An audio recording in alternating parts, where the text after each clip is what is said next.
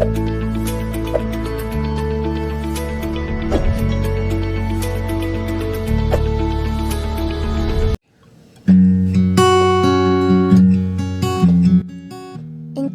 en tu verdad, enséñame, tú eres mi Elohim y Salvador.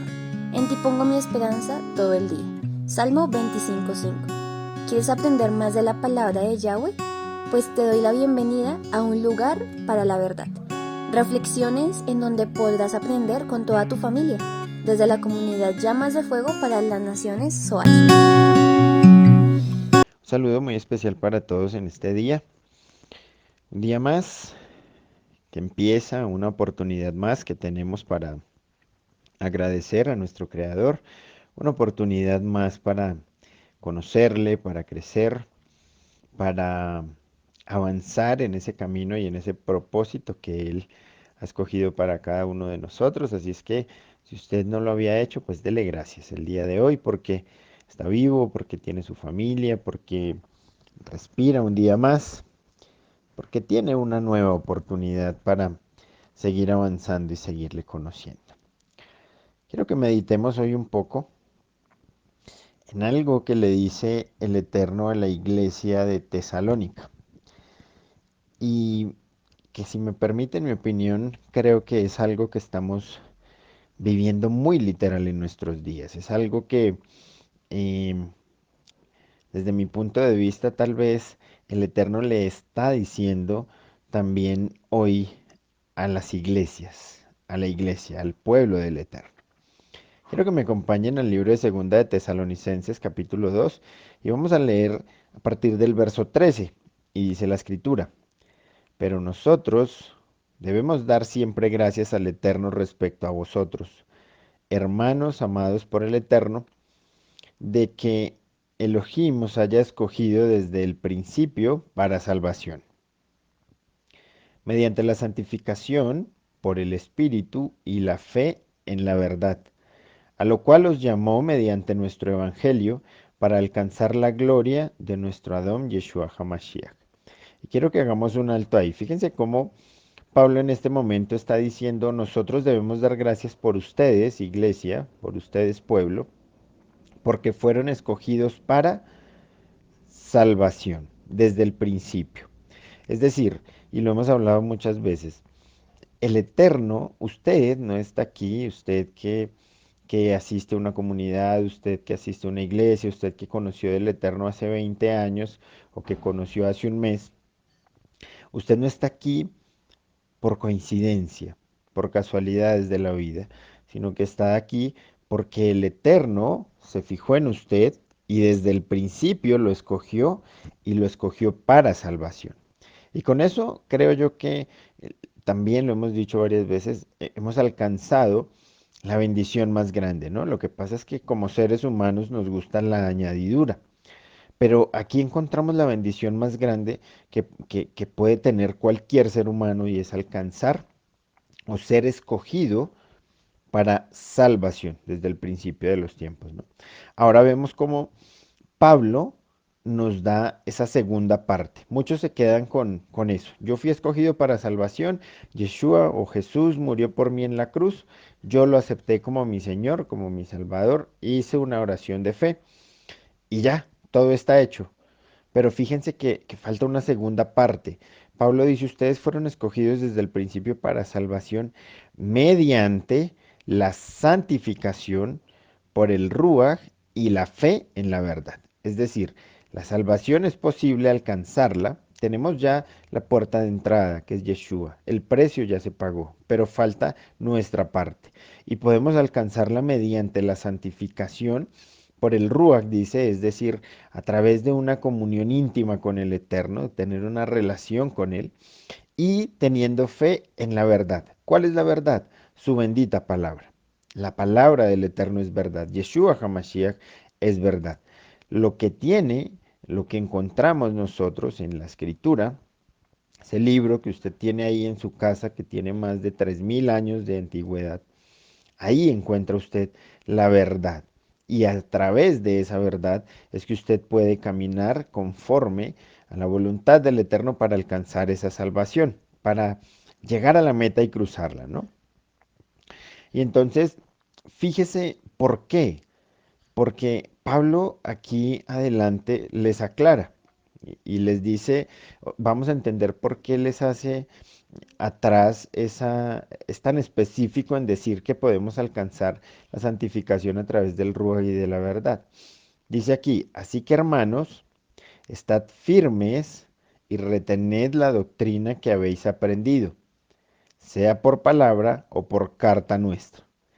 Y el mismo, Yeshua HaMashiach, nuestro Adón, y Elohim, nuestro Padre, el cual nos amó y nos dio consolación eterna y buena esperanza por gracia, conforte vuestros corazones y os confirme en toda buena palabra y obra.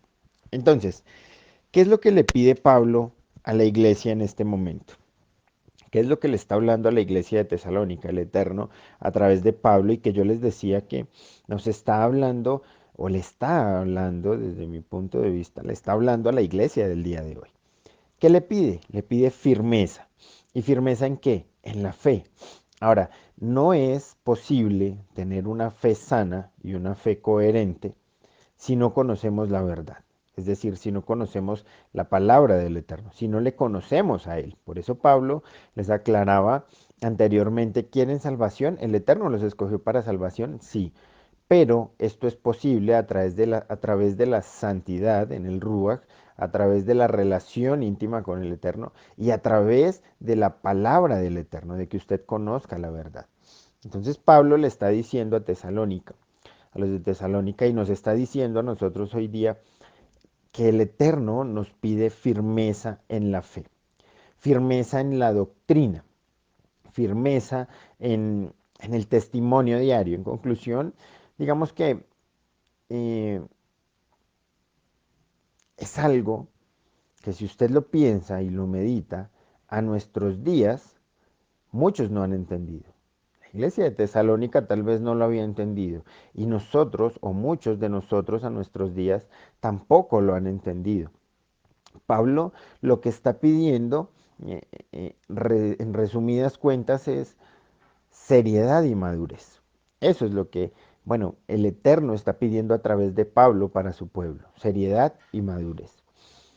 Y es que estos son dos puntos tan importantes en nuestros días, no solo para agradar al Eterno y que nuestra vida sea agradable ante los ojos de nuestro Padre, sino para que eh, la iglesia, si se quiere llamar así, para que el pueblo del Eterno eh, pueda de una u otra forma impactar o entrar o llegar o ser algo diferente ante la sociedad, ante este sistema.